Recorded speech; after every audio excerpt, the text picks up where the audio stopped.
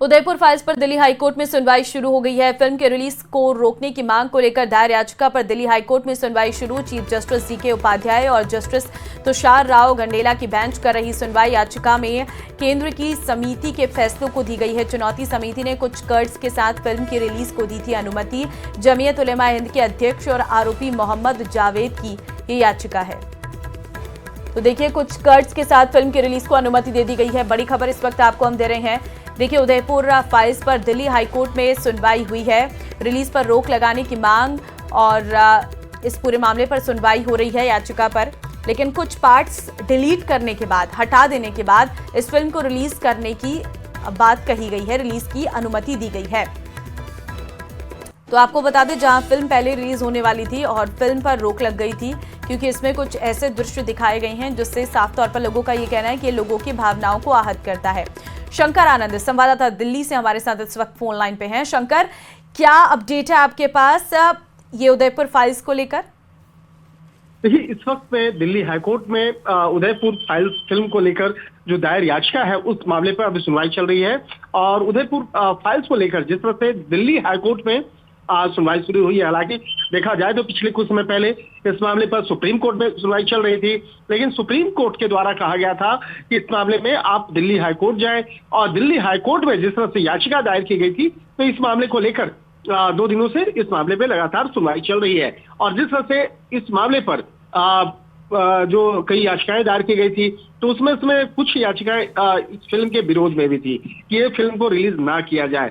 और इस मामले पर जिस तरह से जमीयत उलेमा हिंद जो एक संस्था है, इसके अध्यक्ष और जो कन्हैयालाल हत्याकांड मामले का जो आरोपी रहा है मोहम्मद जावेद, उसके द्वारा एक याचिका दायर किया गया था।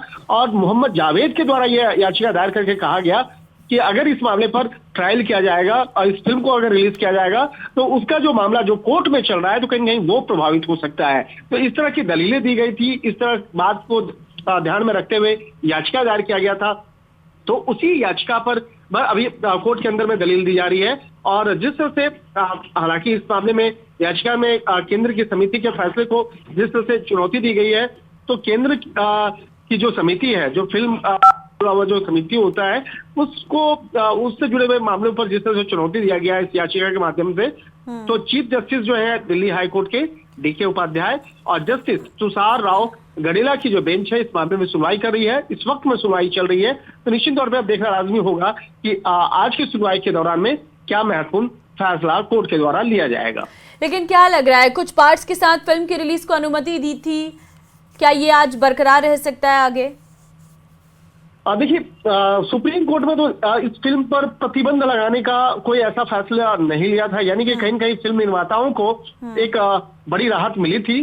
अगर सुप्रीम कोर्ट से उस फिल्म पर बैन के मामले को अगर ग्रीन सिग्नल दिया था तो निश्चित तौर पर वो बड़ा झटका होता, लेकिन सुप्रीम कोर्ट ने साफ तौर पे कहा कि इसमें राहत वाली बात अभी कुछ है नहीं। इस फिल्म निर्माताओं को जिस तरह से एक बड़ी राहत मिली थी, प्रतिबंध से जुड़े मामले पर कोई भी ऐसा फैसला नहीं लिया गया था। लेकिन सुप्रीम कोर्ट के द्वारा यह निर्देश दिया गया था कि इस मामले को लेकर आप चाहे तो याचिकाकर्ता दिल्ली हाईकोर्ट में आप जा सकते हैं। तो दिल्ली हाईकोर्ट में इस मामले में सुनवाई चल रही है, 2 जजों की बेंच है।